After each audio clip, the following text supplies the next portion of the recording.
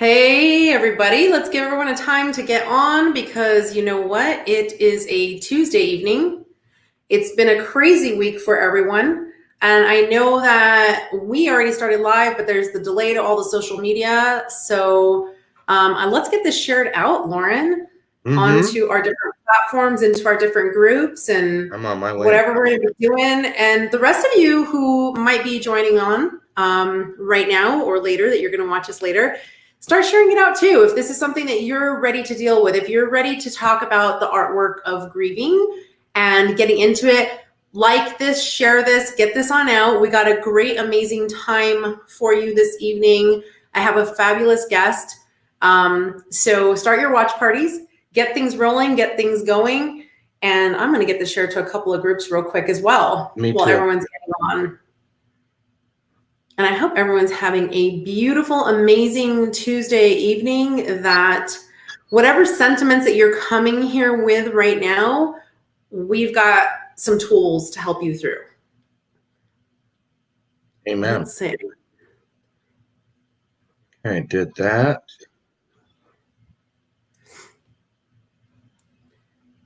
Well, and those of you who are joining as well, we want to, I want to hear in, type in, say hello. We've already got some comments coming in on Facebook and YouTube as well.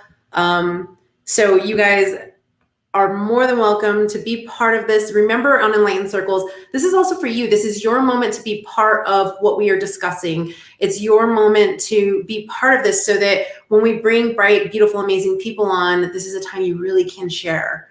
And this is a time you really can open up and ask questions.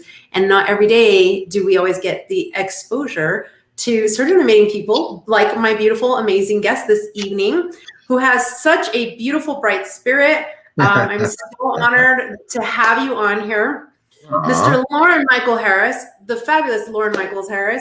Hey, Lauren everybody. has a beautiful story, and I'm going to let him share his story. But our topic that we wanted to talk about tonight on Enlightened Circles is the art of grieving, right? And so many of us grieve. And grief come in so many different ways. And I'm going to give you all a warning. Lauren has a bell that is next to him. And if he ever thinks that something is important on his show, he rings the bell. And so if you ever hear him ringing the bell tonight, it's something that he feels is important and we should all be paying attention to or make emphasis on. So you hear that bell go off, your angel bells, or you guys have your bells at home, you have your emojis. So if you're on Facebook or you're on YouTube joining us from the different platforms, send in your emojis, send in your comments, and let us know where you're feeling with us and how it's resonating with you. But we're talking about grief, and grief comes in so many different ways, so many different formats. It is not just one way. Grief is not just about death. It is not just about a breakup. Right. Grief comes losing jobs. It comes in so many different ways, and it comes from loneliness. It comes from anxiety. It comes from depression. We suffer with so many different formats of grief. And there is an artwork of how we can move through it. So my beautiful, fabulous, amazing guest, Lauren Michael Harris, share a little bit about yourself with us so that, everyone here in Enlightened Circles gets to know your Enlightened Circle, because you have a bit of a story. We don't need to get into the whole story. And I want you guys to look him up. But you guys, he has an amazing story, and he has gone through his own story and learned how to become his own person and work through his grief as well. Well, thank you for having me, Jessica. And I'm really excited. Oh, there's the president of the network was calling me. Oh, well, I'm on Jessica Sanchez's show. You got to wait. So anyway, I'll be moving in next week if I get fired. So I'm just kidding. There's a bell. I would just want to say, I'm so excited to be here. And I mean, believe it or not, I'm excited, so excited about this topic tonight. Actually, Jessica let me choose the topic, and I chose it because I knew you were going through this thing with your grandfather just recently, like a day or two ago. And I feel like there's a lot that can be said about grieving. Now, I've buried two mothers. Some of you who know my story, I have a broadcast video called Lost and Found, entitled that, which chronologizes my having had 22 different mothers as a product of the foster system. But I buried my biological, which is my very own Eve, and I also buried the woman who raised me until she died. I met when I was 9. That woman died, and then I met my birth mother when I was 32, and then she died when I was 48. But the grieving that I want to talk about tonight is not just about people. It's about how you grieve things that you have to give up. I remember, should I start? I said enough about me. Yeah. I just want to say this because I don't want people to think, oh, I don't want to hang out on that show tonight because it's going to be a buzzkill. It's a bummer. It's Debbie Downer. No, that is not the kind of grieving we're talking about tonight. I mean, some of it may be, but there are other types. And one of the types that excites me, believe it or not, have you ever heard anyone say that grieving excites me? Well, you heard it now. Was, you know, in order to pick something new up, we have to be willing to lay something old down. We only have so much room in our hands. We only have so much room in our hearts. And I had to grieve. You know, it's like this. When was the last time you decided to go on a diet? The first thing you do, you go, well, I'll go on it after the Mrs. Butterworth is gone, after the Aunt Jemima pancake mix is gone. Oh, I still got a half a box of ice cream sandwiches, you know, this, that, and the other. Well, when I made a change in my life, in any facet, whether it be physical, spiritual, mental, the things that I knew I needed to get rid of to make space for the newness, I allowed myself to grieve them. I didn't act like I did. I had to like them, or it wouldn't be so hard to get rid of them. Habits and things like that. So I have learned, I have conditioned myself on how to grieve those things so that I can reinvent blame. And that's one of my speaking topics from the stage, the reinvention of blame. And so that's one of the ways I plan on going tonight. What about you, Jessica? You know, we've got some people like Kimberly on who's saying she's listening and she's going to be cooking dinner because this is such an intriguing topic that we talk about. And grieving is not, like I said, just loss. I lost my grandfather, yes. My last living grandfather. He just passed away this Sunday. It was a beautiful death.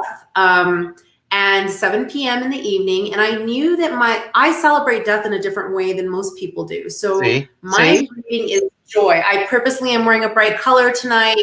I am not here in darkness. I am here in light because we're moving on to a life eternal and in a better place, in a better format, in a better way. And I was blessed enough to be with each and every single one of my grandparents as they've been lost. I mean, now it's something that I don't bring up all the time. I am, you know, there's a divorce process, right? And it's nothing I ever experienced or expected in my life because I believe in marriage.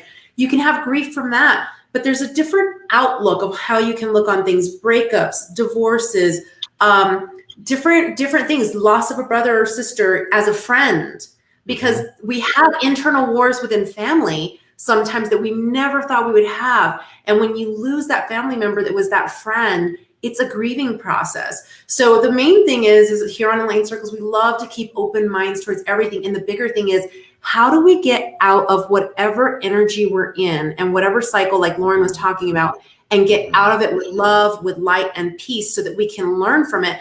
But yet we deserve to honor our human process. So let's all, you guys come on in, let's share. We want to talk about honoring our human process, honoring who we are, our feelings, our emotions, and everything that you truly are. But let's work together. Let's talk together about how we can also become more positive so that we have this artwork, right, of moving through our grief. And we therefore are not held back by the restraints and chains of it anymore. Go, boy. Can I say hello to the people on my watch party? Hi, because there's a special person on there. Hi, Wendy Meyer, John Taylor, Shelly Head, Afton Bass, and I'm so excited. I'm really touched. I might get a little bit for Clint. Gene McGowan.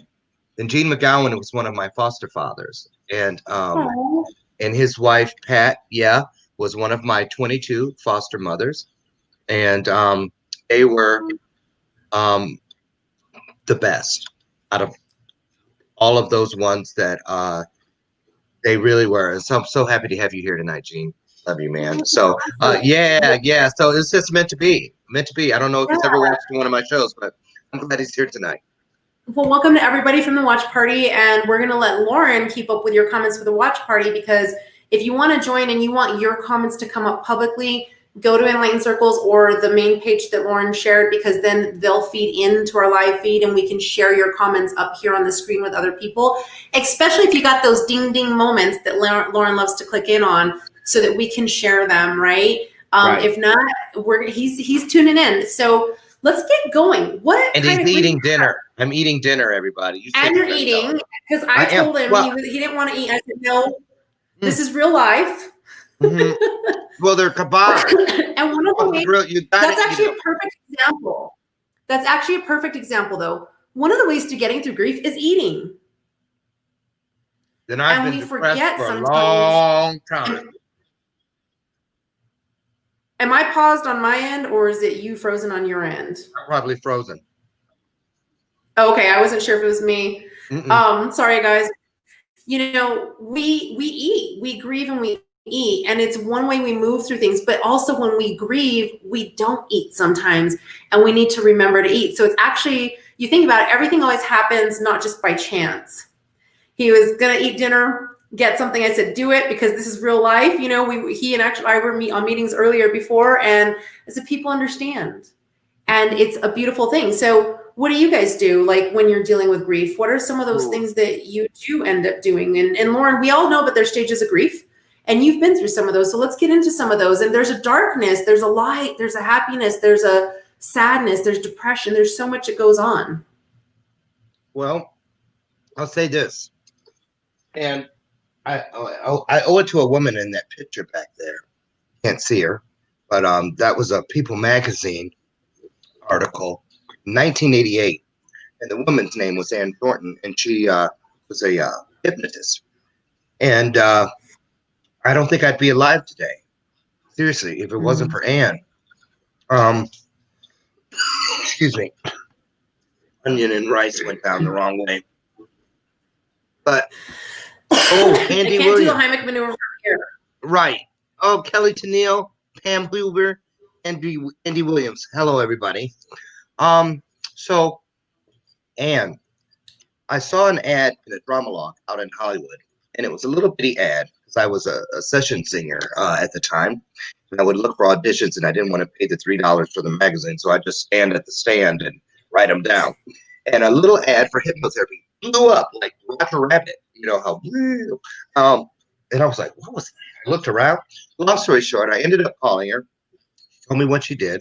I went over, and when I first walked in, she reached for my arm and she pulled it, and it didn't move. And she goes, "Oh, this isn't going to be easy. You're resistant. But that's okay. You're not the first."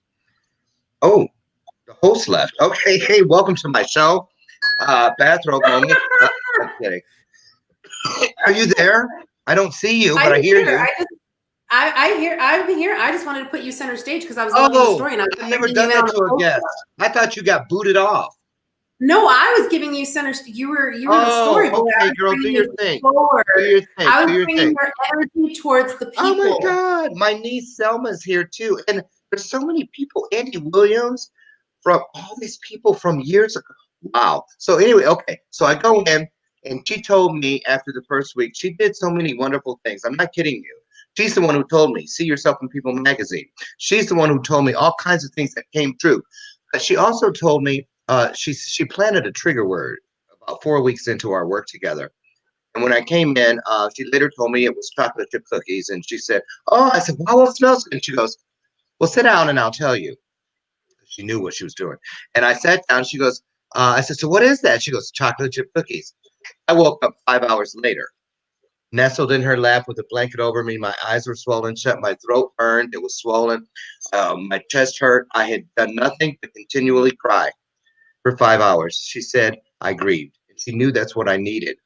And that's when I learned how important the grieving process truly is, because it was immediately after I got that off the table, cleaned all that out, that all these things, you know, I had a dream. She had me start writing in a dream journal. She said, keep a piece of paper and keep a pencil by your bed. Don't let your feet hit the floor before you write down what you just woke up with, or you might forget it, which is exactly what happened. And anyway, it did come back to me. And when it came to me, apology accepted, a business where I said, I'm going to do apologies for people that won't or can't do them for themselves, because I dreamed it like a game show. And long story short, I wrote it on a 3x5 card in pencil, put a 10-cent stamp on it, and I sent it to the publisher of People Magazine. And 1 week today, he called me and he goes, Lauren, I got your card. He goes, I'm going to send one of our LA correspondents over and we'll see if there's a story. Well, 500 words turned into 1,000 words. They were faxing back then. That 1,000 turned into 3,000, 3,000 turned into 5,000 until I became a feature. And that changed my life. And I will never forget how, if I didn't have room for the blessings, I didn't have room for all of the wonderful things that had my name on them. Because when I hadn't grieved, I didn't know how to live in a world of expectancy. I lived in a world of accidental mindset. I lived in a world of surprise, arbitrary. Excuse me. And that's really what it was. The minute I cleaned out all of that grief and made space, all my new furniture came. Everything that I needed. And I've not stopped since then. I've not stopped. So that's why, I get excited now when I need to grieve about something, especially when it's out with the old, so that I know that I'm making room for the new. And if you understand that, it can change everything. Go ahead. Well, that's perfect that you're saying that, because we have a comment that just came up, and you guys, we are on StreamYard, and if you guys want to go give your permissions, we're bringing up your items onto StreamYard from Facebook and YouTube, wherever you're watching us in. But JB Fellow Tuber says, I was depressed last year because my ex-wife cheated on me multiple times, and she told me that in my face. I've been depressed about for 6 to 7 months. I keep busy and do what I love to do, which is filming and editing. I connect to positive people. You gotta keep moving and pray from above. And, I think that thank you, JB, for sharing that and bringing that in, because it's like what you're talking about. It's about how, and I did post a question out there. How do you guys move through your grief? What are your tips? What are your tools? And you can have something so hurtful that creates a grieving process within, but how do we move past it? There's so many different things that we all can do. You guys know I'm a doctor, but I decided not to practice traditional Western medicine. I do the spiritual healing and wellness. There's so much we can do with multidimensional healing, with speaking to our angels. I mean, I channel angels for people. I'm a medium. I'm a psychic. I do where you can talk to a medium and you can have the mediums come forward and share with you. But don't forget, you have the power to connect with those loved ones who have passed on always. All on your own, because there's angel messages everywhere. There's angel messages, there's spiritual messages, there's energetic messages, there's smiles in people's faces. And that's not just about death. That's with other things like loss of job, everything else. And I just have a beautiful friend. I'm going to share this real quick. Right before I was on a meeting earlier, got off the meeting. I had an hour before we went live, and they said, I dropped something off at your gate, knowing that my grandfather had just passed and outside. And luckily it was still out my gate. And they just sent a beautiful set of, flowers that she picked up in a card. And it was such a beautiful little touch, because she didn't know we're going to be talking about grieving tonight and the artwork. But other people can bring beautiful gifts, even just a smile from a stranger into the store. Don't overlook that smile, because it might have been a gift from somewhere very special that came for you, for your heart, so that you can make it past to that next step. So what are some of the tools you use through some of your grieving process, Lauren? Because we're not just death, but you were, like you said, you were down on your luck for a while in life, and you've come on back, and you can't come to be in a new place. And that's when I wanted to bring in JB's, because you said we got to let the old out to come in with the new. And he has chosen to let the old out to come in with the new, right? And so it's very difficult, though, for us sometimes to release things, and we choose to alchemize the story and keep it being the same story. And yet there's beautiful ways we can change the story and not repeat the same cycles or patterns. So what are some of those different lessons you've learned that you've brought in to who you are, into your essence, and that strength, so that you can move forward through this? It's really simple. I'm just going to keep it real with you guys. It's really simple. I mean, yeah, it's simple, but it took me 4 decades, damn near. Keeping it real. Took me 4. So how simple is it? Once you get it, you go, oh, well, if I'd have known that was all I had to. So it is simple. But it's also like common sense. People say, oh, that's just common sense. Well, is there really such a thing? Because if it was so common, how come more people don't use it? That's all I'm saying. So it was like this. But here's the deal. I have more time. I have more need to grieve in my world on a daily basis for celebratory reasons than just the grieving. Most people, when they think of grieving, they think of somebody dying.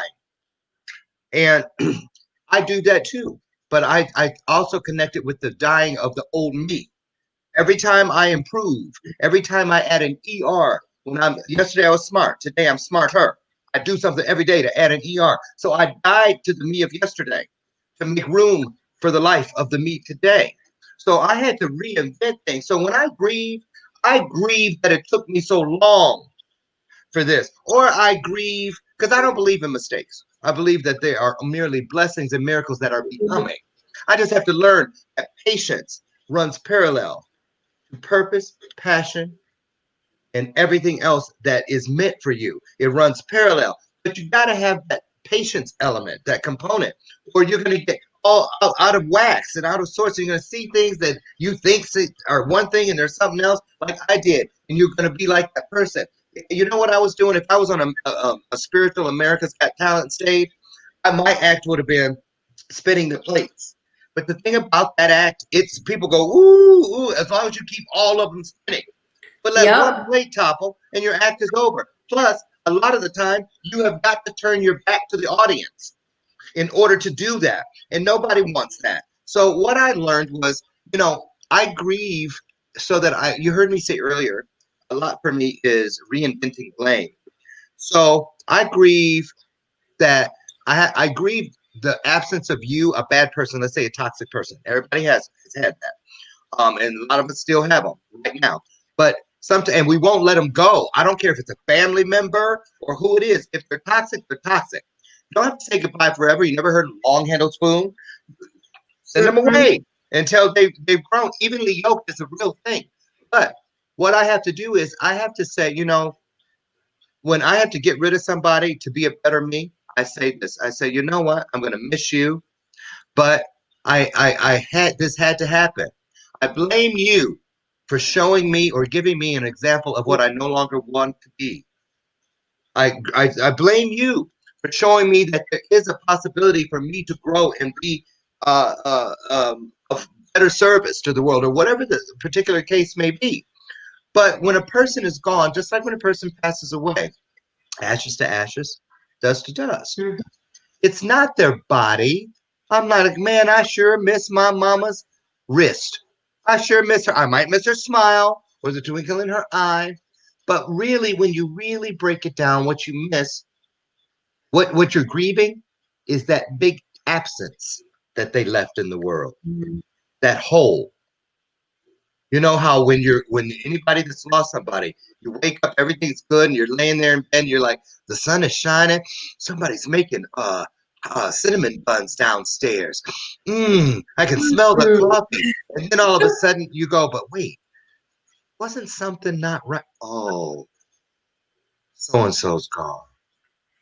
And everything, just like my body just did, everything starts closing back in. But you know what? The fact that I can remember them means that they left something. Because that's what made everything go down. But the minute I start thinking on those things, but she sure was the one. You know who I could always count on to get me out of my slump?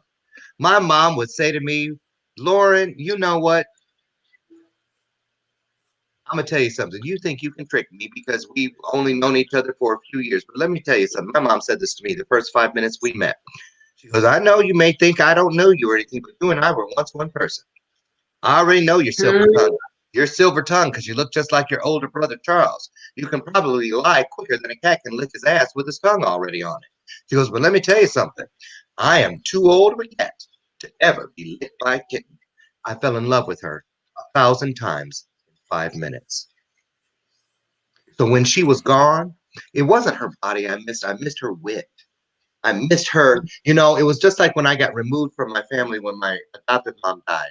It wasn't really that I missed her presence as much as I missed all the things I used to bitch about. No one was telling me, Lauren, go in there and do your homework. No one cared if I went to bed on time. No one said, you can't wear those shoes with those pants. You know, it was those things. It was the absence that she left in the world. But you know what? Those were the things I would always say to myself, all those years in the foster system, all those homes, all those group homes, all those places where no one cared. I'd always say, now I need to make this decision. What would mom want me to do? And I would do it. I still do that today with both of my mothers. And I say this, you know, I had 22 mothers and not every one of them was should have been called mom by anybody. But each one of them was chosen to play a particular role in my journey. Yes. And I'm grateful for that. I'm grateful for that. Ding ding. That's how I do it. No, and that's it's a truth. It's like you know, like I said, when we think of the word grief, a lot of times we think of a death, right? Right. And a death just means an ending. And so like JB with divorce, other people with breakups, myself as well, they things end. Everything we begin, we're born to die, things start to finish, but it's about the journey along the way, right? Yes. And that's the important thing. And like you said, the different moms, they all had a different purpose in your life, and that purpose is even leading us to this moment right now. And whoever watches this later as well, the energy that comes around, the lessons, the ideas, the sharings that we all share, that's the important part. That's what it's all about. And the way, like for me, because people be like, why are you so peaceful with your divorce and the story of what may or may not have occurred or whatever, right? So because why? I don't deserve to have my soul, my spirit tarnished by any emotions that are not for something higher, for the highest good, for the highest purpose. And I choose to go through things with positivity, love, and light. And it's a lot of those kinds of things sound like, oh, that's so easy or something. And I really do try to walk around in this world with like unconditional love, even when someone has harmed me or left me. I mean, like family members, right? Because some people feel that as a harm when their mom, dad, grandma, grandpa, auntie, uncle, brother, sister die. It's like, you left me here and you left me here to do things, and now I've got to take care of things. Well, we start to project. And am I going, sometimes when we start to look at the negativity, we're really bringing up part of our story as well. So when we can start to look at the whole entire story of what the grief is based on, where it's come from, we can start to also know ourselves better. We can start to know our souls better, and we can learn the lessons a lot quicker. Like you said, it doesn't have to take the 40 years, and we can move through grief with peace, love, and light a lot quicker and into a much happier place he was talking about. That's true. Many times I've grieved the fact that it took me 2 or 3 tries to get it right. When I knew that, when I got it right, I knew that before number 1. I just didn't choose. You know, there are only 2 choices in the universe: the one you make and the one you don't. You know, it's a lot easier than we make it. Because here's the reason why. Here's the reason why. Truth. You know, truth. You're going to tell the truth, the whole truth, nothing but the truth, so help you. And people don't like to talk about the truth. We don't like to hear it. You know, you can't handle the truth. But you know what? The truth is the only thing in the universe that will never change. It doesn't get older, it doesn't get fat, it doesn't rust, it doesn't melt, it doesn't get shorter or taller. The truth right now will be the same truth 1,000,000 years from now. If somebody bends it, or whatever they call that, bending the truth or little white lie, it's not the truth anymore. It's a version of it. You know, and that's funny that you're bringing up truth, because that's actually where Lauren and I met. We were on our other friend's show, Martin Lopez on the Curiosity. He's on the watch party. He's been on this watch party. I saw some comments come up on my page too. So hi, Martin. But he was talking about, why do people lie? And what we do as well is, and I'm going to bring in this comment that's here as well, we sometimes when we're going through grief, we're stuck in our own lies. We're stuck not in our truth or the truth of the real reality. And we don't want to necessarily see it and work our way through. And I'm going to bring up this comment. It's going to take up the screen, but I think it goes along with what we're talking about. I used to eat to Lisa, beautiful soul, beautiful, beautiful, amazing soul. I used to eat to get through my grief. To be honest, I used to eat to get through all of my uncomfortable feelings. But what I realized in the last few years is that I wasn't getting through those emotions. I was stuffing them down, locking them away inside my body. Once I accepted my humanness after damning it for so many years, I was able to sit with those uncomfortable feelings, especially grief, and what a relief it was. I journaled through the discomfort, so eventually I can get to the, I'll tell you the rest because it's on Facebook. It didn't pop up the rest there. So I can get, so I wasn't getting through those emotions. Once I accepted my humanness after damning it for so many years, I was able to sit with those uncomfortable feelings, especially grief, of what relief it was. I journaled through it, the lesson, that I can get to the appreciation is what she was saying. And that's what it is. It's about getting to the appreciation as well. And that's how, once we can get into that positive stage, grief starts to come in a whole new way next time. It's not the same kind of thing when it hits you again. You have that boyfriend, girlfriend breakup. You have a job that you lost, because people get grief from jobs, right? You're raising the hand. You're raising the hands. Something. I just was reminded of something that happened with me in the heat of my 14-year addiction. I'll never forget it. Even though I'd had to just be reminded of it, I'll never forget it. I can tell you exactly where I was on Napier Boulevard in Benton Harbor, Michigan, right in front of McDonald Chiropractic Clinic and across the street from some kind of chicken place.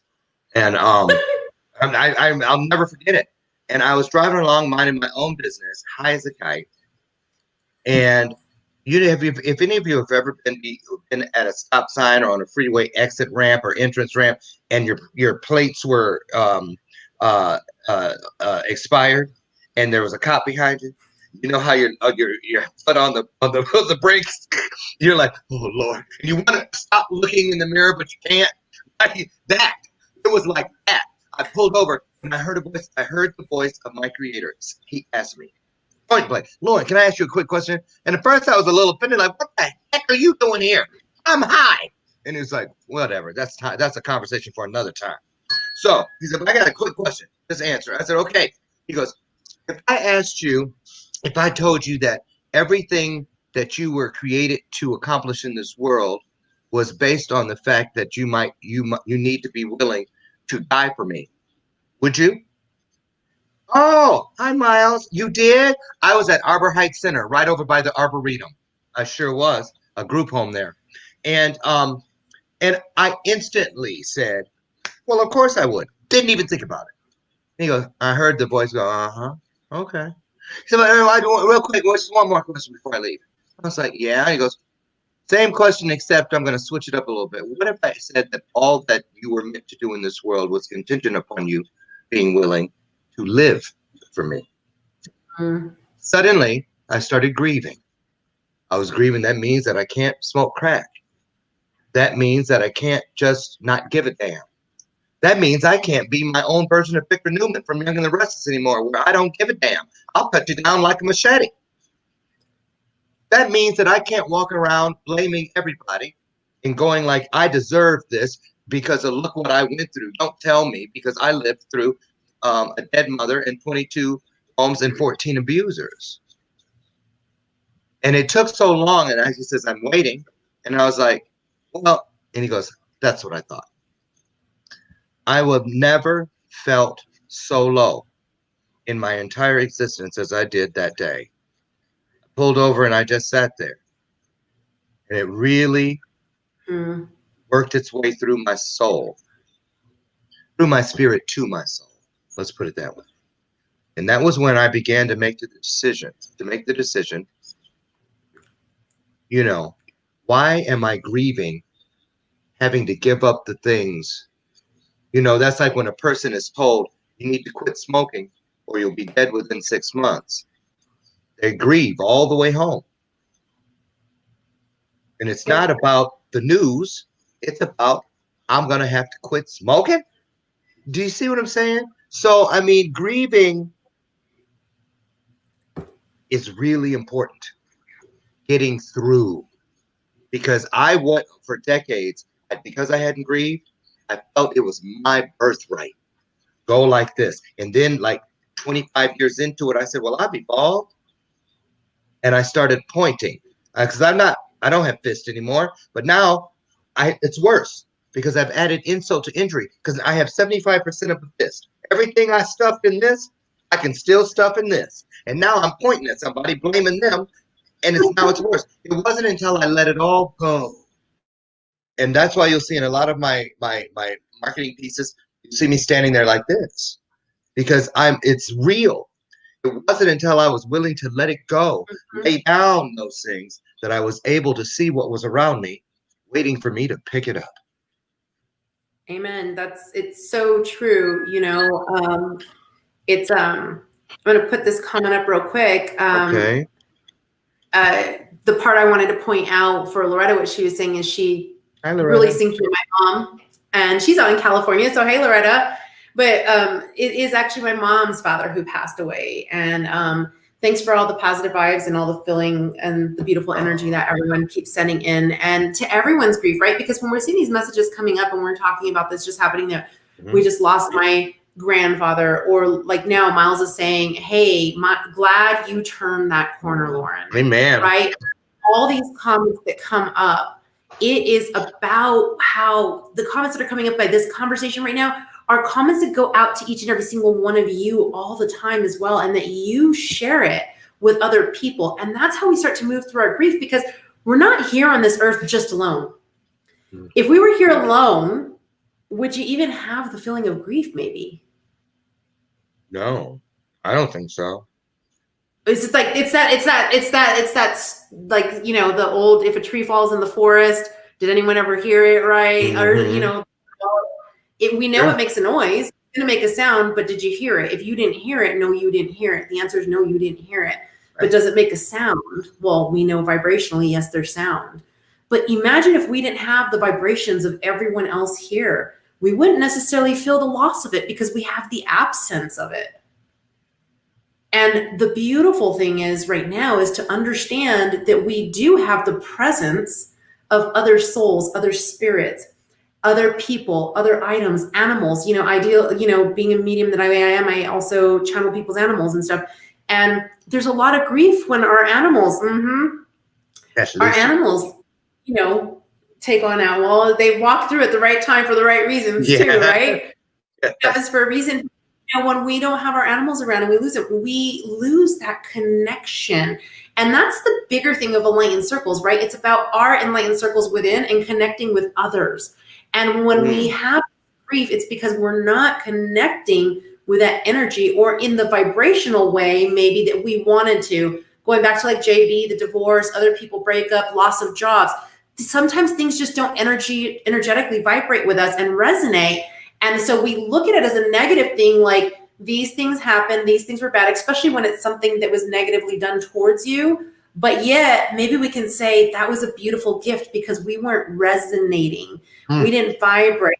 And I was moving forward past a certain point that this other person or this job or this position or this school was not. And so it could be one of those beautiful blessings. And like you said, when everything falls down and it was down on the floor, then you can see the things that you deserve to pick up for you. And you can start to move through step by step. And that's right. I'll say another thing. It's the same. The law of attraction is real. It's real. It's real. I'm telling you, because it's just like this. My world, our worlds are like a living room, or better yet, they're like a dance hall. The real people, the people that can make the biggest impact in my life, they didn't come to my dance to be a wallflower. They came to get out there and do the electric slide. They came to do the boogie. They didn't come to stand around the wall waiting for me to start the music. You know, people in my inner sanctum. You know, there's only so many seats in the living room. So I can't have the right people in there. You know, if all the seats are taken by people that shouldn't be there. I say there's a meme that I keep on my social media that says, you know, have you checked the front row? Have you checked to see who's sitting in the front row seats of your life? You know, it's our obligation to walk down that front row and say, ticket, please. Can I see your ticket? I need to see your ticket. One? Because here's the deal. When I started checking tickets, I found out that, you know, who should be in the front row? When you're on stage and the spotlight's on you, you cannot see beyond the front row. And I need to see, that's where my supporters need to be. That needs to be the people that are going to give me a standing ovation, whether I hit the Mariah Carey ending note or not. But you know what? When you go down that row and you start checking tickets, you might be surprised. Half of them don't even have a damn ticket. And the ones that do are supposed to be up in the damn nosebleed section. And I didn't know. And I kept wondering, why isn't anything changing in my life? So I had to start the grieving process in order to say goodbye. You know, I thought that I loved you because drugs was my lover. It came before my mother. It came before my sister. It came before my brothers. It came before me. I put it first for many years. And then I had to break up. I had to let it go and to say goodbye. And I had to grieve in order to really do that. Because I didn't know what was on the other side of the veil waiting for me. I had to hope that all the stories were true, that all that people told me could be was there. And guess what? What they told me was there was only the crust. When I got in there, there was an entire world waiting for me. Mm-hmm. And it came just like it. And it will for anyone else. It does come that way. You know, like I always talk about the power of allowance, right? And acceptance. The opposite of allow, the antonym to allow is to forbid and to deny. And when we don't allow the natural process, whether it be loss, whether it be grieving, whether it be different things, if we don't allow certain things in, then we're forbidding it from happening. And then what happens? It's like a wall that just keeps pushing up against us. It just keeps pushing and pushing and pushing. And so it's like how you're talking about allowing ourselves to go through our human experiences, our human emotions, because once we can allow ourselves to actually go through our grieving process, our grieving steps, for everybody that does it in a different way, everybody does their grieving in a different format, in a different way, and it depends on what the situation is. But when you allow yourself to do it, then you can actually move through and move forward. There it is. That's it. But see, you can't grieve and sit there. You can't grieve something 19 years ago, and if somebody, a stranger, talked to you and had a conversation on a park bench about why you're so sad, they would think that it was 2 weeks ago. Yep. That's not grieving. That's a whole bunch of other things. That's a whole bunch, because grieving is a process that is designed to get us through, not to get us stuck. You know, it's wall talk. When people, you know how you know when you've been grieving too long? When everybody sits down and goes, "Oh, girl, don't worry, Jessica. You'll find a way around it. Oh, don't worry, Jessica. You'll get from underneath this eventually. Oh, Jessica, girl, why don't you just get over this?" That's wall talk. That's what you do to walls. Because you know what? Everything that God gives us is an opportunity. Even grief, even death. All those things are an opportunity. And opportunities, have you ever heard of a wall of opportunity? I haven't. I've heard of windows of opportunity. I've heard of doors of opportunity, because God knows if you can see through it, you'll find the courage to walk through it. But when you got a bunch of people around you telling you wall talk, get over it, get around it, get from underneath it, and you know what? That's the chance. You need to start your eviction process. Hi, Felicia. It's true. And like, you know, even through the grieving process, because we have different stages, or we have different steps we all take, or we do things at different speeds, remember that there's always a new level, right, of everything. And if we don't realize that, then when we think we went to the first level and we're like, oh, I'm passed through this, I might not have anything else coming through, you hit a new wall. But don't let that wall keep creating that pressure that we're talking and pushing upon you. if you broke through it, you can break through the next one. You can continue to move forward, and it gets easier and easier with every single wall. If you really got through the last one, if you lied, if you're faking it, it's like you said, you're choosing to sit in the story. And we've talked about it here. We've talked about alchemizing stories. We've talked about how change your story, change your cycle. And we've talked about it in different situations, different topics, right? If we choose to live in depression, that's the story we keep repeating in our head. If I want to think somebody in my life is a bad person or a negative person, that's all I talk about. That's all I think about when I see them or think about them. And that's what I'm accepting in. I'm accepting that negative energy versus, okay, what's my responsibility in it? Or how do I release this and just release it? Because we can really, truly release it, move forward, and it's not self-serving for my highest purpose, my highest good. You know, who doesn't know the person who, you know, it's like, oh boy, you see it on your caller ID or something on your phone, you go, oh Lord, it's her. Already, I ain't answering it. I am not answering it because I already know what's going to happen. You already know, because you know when they get on there. And you know what it is? That's ego. When you can't grieve like on a conveyor belt grieving. I prefer to grieve on a conveyor belt, like at the airport. The kind you just stand on and it just moves you forward. All you got to do is stand on it, and it will move you through it. That's why there are steps to grieving, phases to grieving, because you want to keep moving. But if your person is always just sitting there, it's not about grieving anymore. It's about celebrating ego. Because it's like, oh, girl, are you okay? Oh, that's just wrong. I'm so bad, you know. And it's not about getting better. It's about getting sympathy from people. There's all kinds of things you got to think about. And you have to be careful because you can get pulled in, and next thing you know, you're in a codependent thing. Happened to me. It's about happened to most of us. You know, so grieving is really, I believe, it's on the scale with celebration. You know, that's why, listen, we cry, oh Lord, oh Jesus, Mama, let me go with her, take me with you. You know, who hasn't seen those kind of people at a funeral? But what, right on the thing we're reading, it says, oh, look at little Emma Louise, on to her glory, a celebration of life. It is a celebration. If wherever there's a place to grieve, there's also a place to celebrate. And you get to choose how long you stay on one side of the page or the other. And it's not just funerals. Funerals are mile markers to remind us. Life gives us clues on big momentous things like, you know, just like weddings and funerals. The two greatest events that can cause a bunch of crap inside a family. A wedding and a funeral. It's the truth. But you know what, that's not the real thing about when we're away from each other. All those months or years or whatever it is between them all. That's why every time I go to a funeral in my family, I look around and I say, who won't be here for the next one? What if it's me? What if it's me they're here for on the next one? What do I want that person going up there now to read a eulogy to say about me?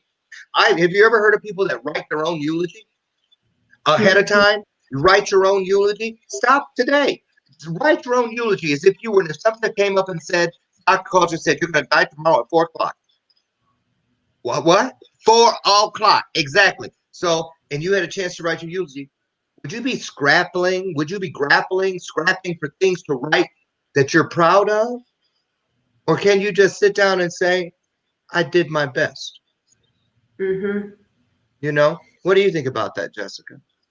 I think that on that point, did you do your best? And don't put the guilt in, because I think that a lot of times, especially with the grieving process, whatever your reason, like we said, grief is not just about death. Grief is like about different things, but ending of relationships, work, whatever it might be, loneliness, feeling lonely out in the world. There's a lot of people that grieve for different reasons, right? But did you do your best? And when we say, did I do my best, we start to criticize ourselves because we don't always look in our mirror. And we start to bring the guilt back upon us. And if you can really just say, I did my best for that day, because it was your best that day. That's all I can do. Best. Don't bring the guilt back on you, because what happens is it brings in the anxiety and all these emotions for your next day or your next moment. And then you start to say, like, well, I should have done this to make that better. You know what? You just did it. It's done. What's done is done. How it was how that day ended, how that moment ended, it ended. I did my best, but now I learned, and here comes your ER, putting the ER on the end. I can do better tomorrow. So the way I live my life is definitely like how, when you're saying like, how do you think? I always try to say like, okay, I did my best that I knew today with my faults, with my greatness, with everything that I did. Maybe I got a little bit like edgy with my mom. You know, how can I do it better next time not to get so edgy?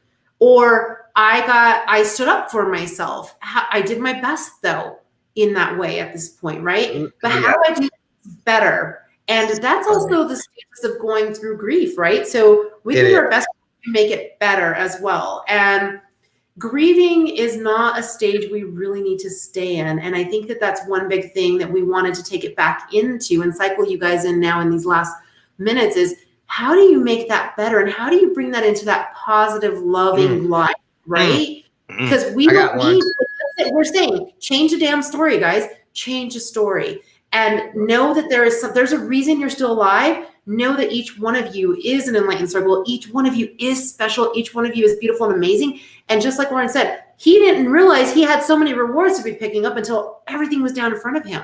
Until I had to get up and come to the damn door and sign for him. You know, I'm going to say this and I'm going to shut up for the rest of the night. I'm going to tell you this, two things. Number one, you know, it wasn't so long ago. You know, you've probably heard the story. My husband and I, Brian, we do a little happy dance every time we celebrate something great that happens in our careers. And we're like, yeah, we're going in a circle. And it was like right before COVID. When I booked my TED Talk in Germany, we were jumping and he goes, oh, hi, is everything okay? And I was like, what? He goes, you don't seem as excited as you usually are. And I said, oh, I know what that is. I am as excited. I'm even more excited.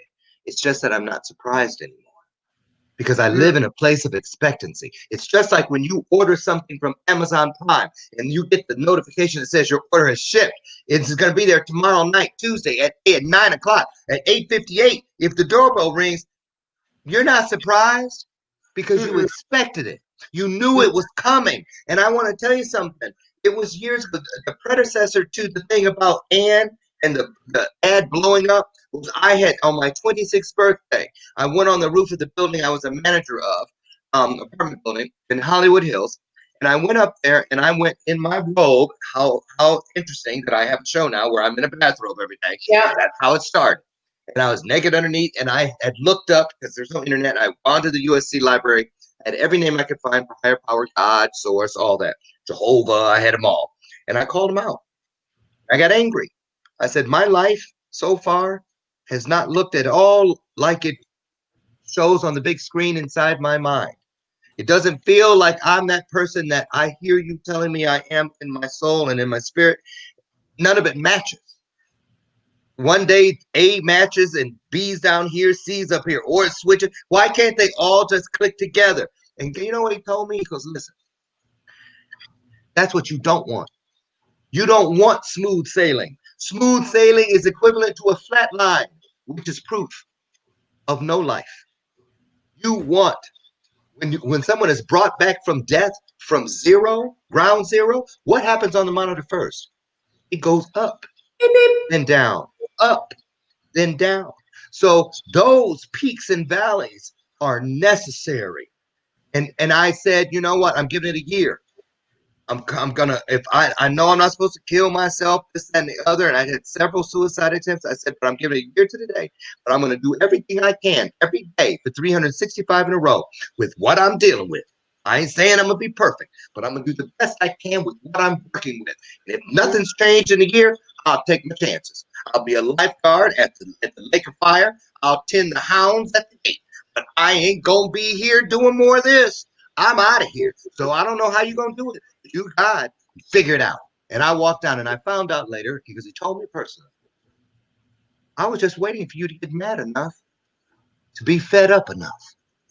And I chose to live.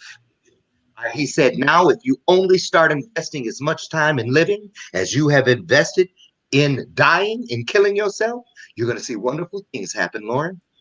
I said, right now I'm standing here, you're telling me this, I have 13 cents and a bus token in my pocket.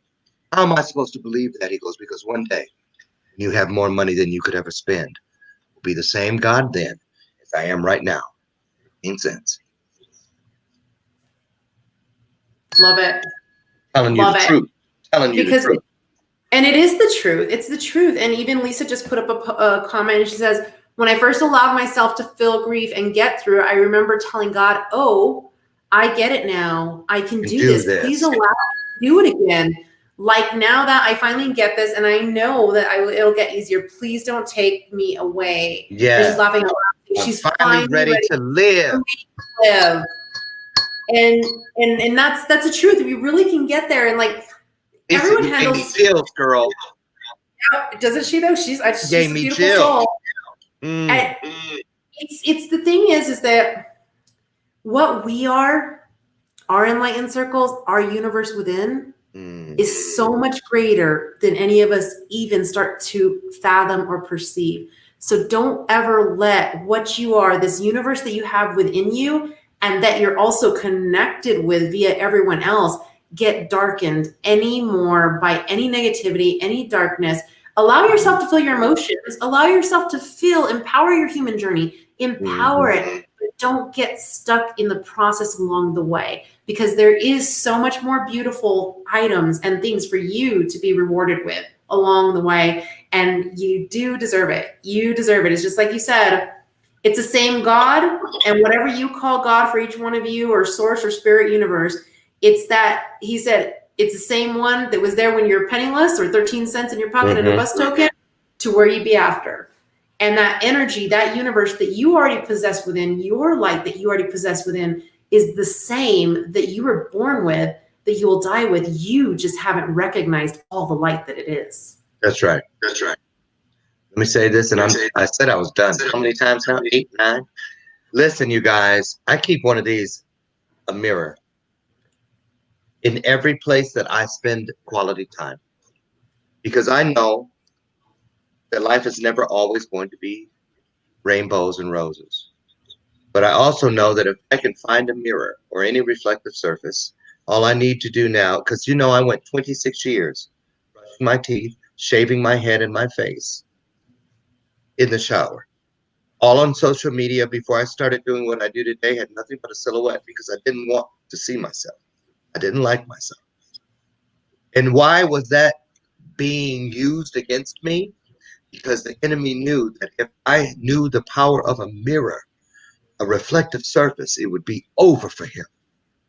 Every day that I look at myself, I see the blessing. I see a blessing. Once you see a blessing, that's all it takes to be the blessing. Don't be afraid to look at yourself. You can't look at yourself if you ever lie to yourself. We never will. I want to leave you with that. That's beautiful, Lauren. Thank you for sharing that because it is so true. And we've talked about it on here about looking in the mirror. Look at yourself. Don't just like look at yourself and start judging yourself. Look at yourself and see yourself. See yourself for your beauty. And if you can't do it right away, I promise you will. Smile at yourself in that mirror. Know yourself. Learn yourself so that you can see all that greatness that everyone else sees in you. The thing is, sometimes we have all these friends and everyone else that they see us and they say, you're so amazing, you're great. And when we're stuck in that grieving point of our life or whatever that situation is, even because you were in 4th grade and you got a bad grade and your parents were on your butt about it, you go through a grieving process, right? But we get stuck in it and things will hold us back in life. So look in that mirror. And if you can't find a mirror, close your eyes. Close your eyes, take that deep breath and connect to all that's great and just know that there is something beautiful and amazing out there that you are connected to and that you can shine from and shine through every single day. And it'll be something amazing to help you get through whatever's holding you back. You don't need to be held back. You don't deserve to be held back either. Girl, are you going to put my connector on the screen? I am. Okay. I'm looking at the clock. I said, we got 1 minute left. I was just going to say, so we've got Lauren Michael Harris. You can find him not just at laurenmichaelharris.com, But tell us real quick about bathrobe moments. I was on his show, and y'all, he does a great, amazing show. Bathrobe moments every day, Monday through Friday, 8 a.m. Central Standard Time. Just go to Bathrobe Moments on Facebook or any of my platforms. They go live simultaneously on everything that you find. You can easily just Google my name and see everything about me. And the only reason it was a big deal to me to put that on there because we need more of each other. Mm-hmm. We need more of each other. It's not about credit cards and routing numbers. It's about our stories and our testimonials. And if we can help each other become better people, better warriors, better legacy builders, then all the better. Well, Lauren, I am so glad that you were on here tonight to be talking about the art of grieving and your enlightened circles, because your enlightened circles brought us all through your conversation, through this conversation, and all of each one of you that were out there tonight, all of your comments.